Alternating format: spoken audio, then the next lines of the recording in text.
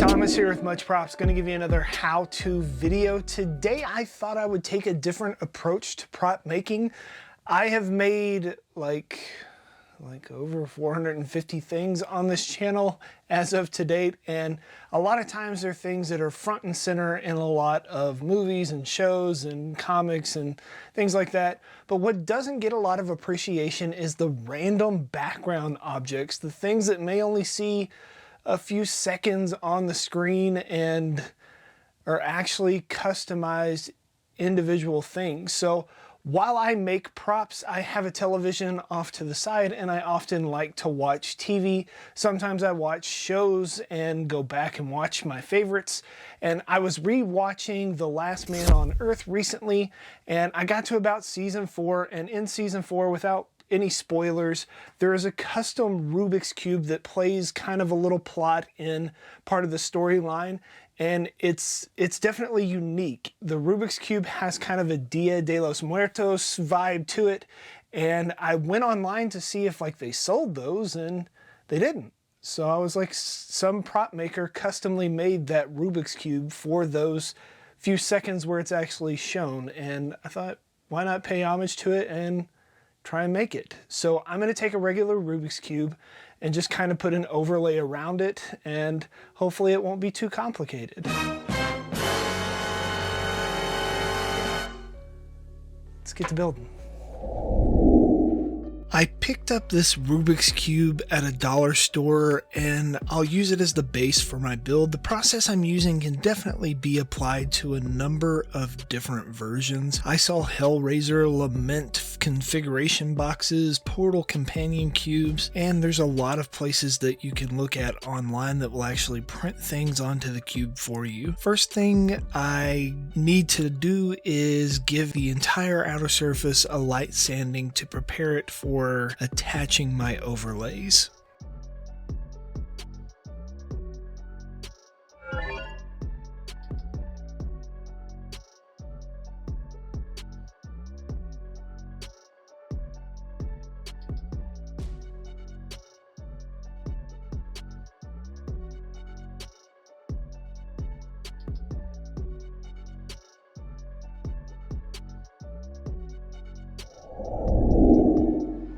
I tried to find reference images from the show and found maybe 1 or 2 solid images, but they were both at an angle, so kind of got some measurements of the cube, both the whole thing and the individual squares, to kind of go off of. With that, I did a quick rough sketch of what I wanted. After I drew what I saw, I went back into an image search to see if I could find a Magnolia Skull Dia de los Muertos motif that would be close enough for my engraving, and after about an hour or so of looking, I realized I'm gonna have to draw this myself. Hooray!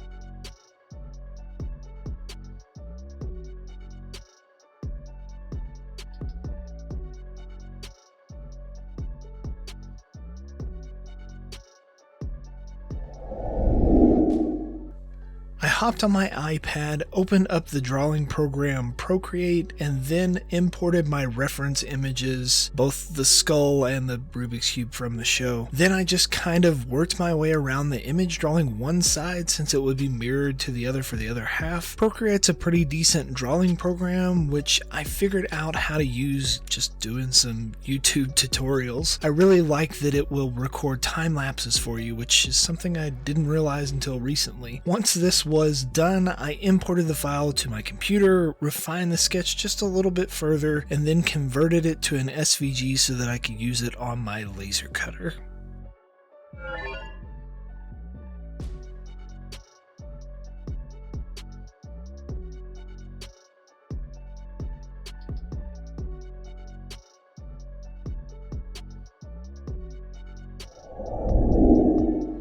A lot of people think that using technology like a laser cutter or 3D printer is just a click button away and magically there's a perfect end result. That's not really the case. I spent about 4 hours getting the tiles the right size, positioning the image in the right location, adjusting the speed and the power for the engraving, and measuring my cutting materials that I was using. It does save you time in the long run and makes this a repeatable process, but sometimes it can be a little tricky to dial things in. After about a half dozen tries or so, I got it honed in, and then it only took about 45 minutes to give me 6 exact copies.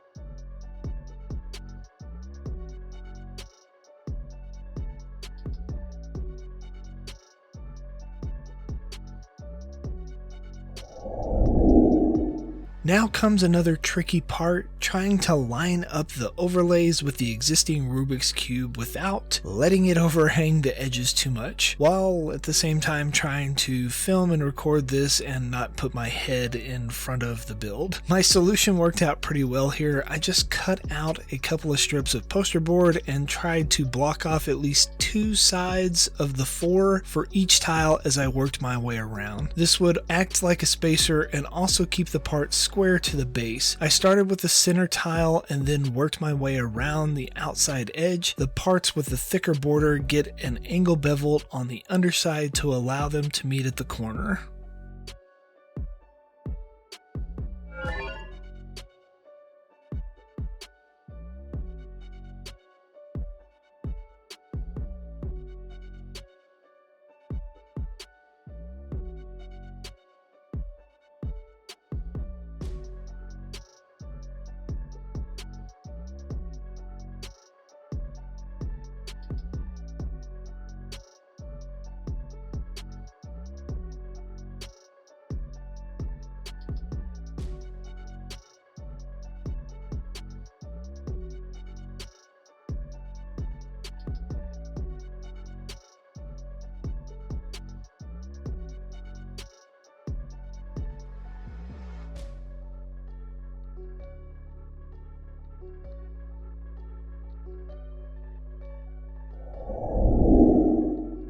My next step was to make the cube functional again. Some parts sit just a fraction of an inch proud of each other, which doesn't allow them to glide across each other very well. So I need to put a slight bevel around some of the edges and refine it. I use my rotary tool with a sanding disc to round over the outside edges. Then I use some small files to get into the inner grooves. Eventually I figure out that I have to pop off the pieces in order to get to some of these inside edges. The individual cubes have little tabs that interlock with each other and can pop back in pretty easy when you're done.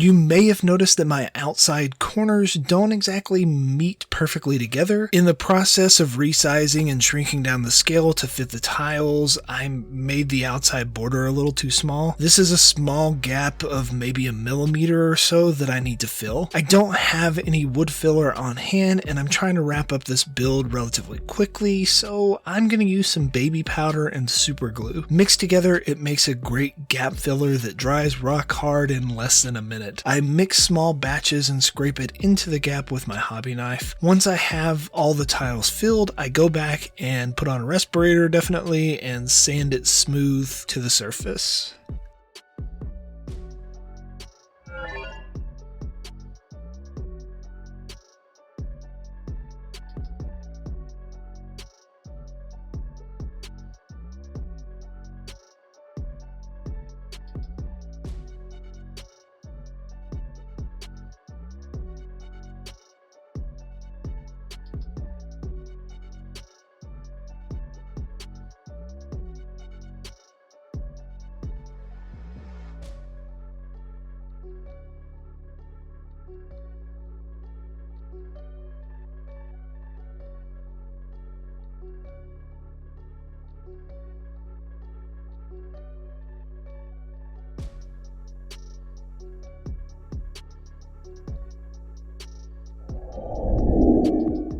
Paint job is going to be super simple. From what I can tell from the image that I have, the recesses look like burnt engraved wood. So hooray! All I have to do is hit the high points of the engraving with some acrylic paint pens and call it a day. I'm using some Posca pens that I picked up on sale on Amazon around Christmas time. After 2 layers of the basic Rubiks cube colors of red, white, blue, orange, green, and yellow, I can seal it with a lacquer and call this build finished. Now it's time to wrap the video up.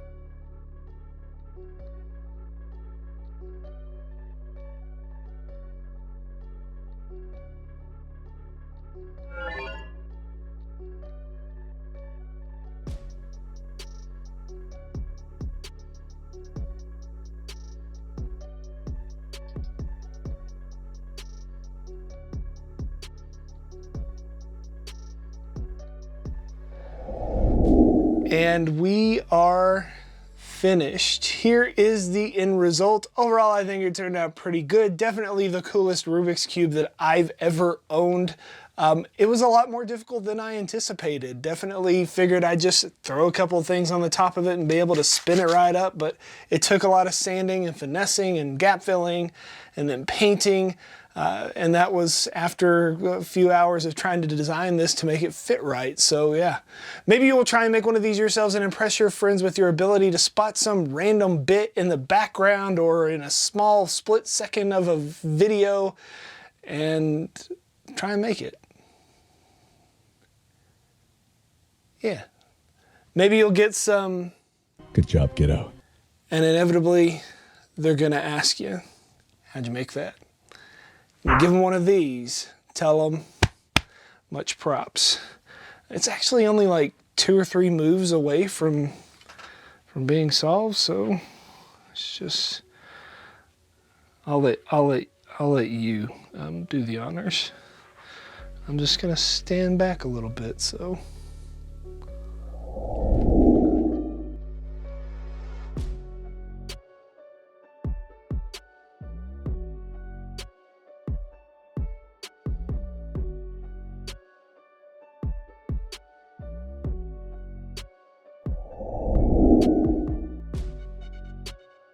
If you enjoy what I do here on YouTube and want to see more builds like this one, please consider joining these awesome people listed here with me over on my Patreon to build a bigger, better, more creative community together.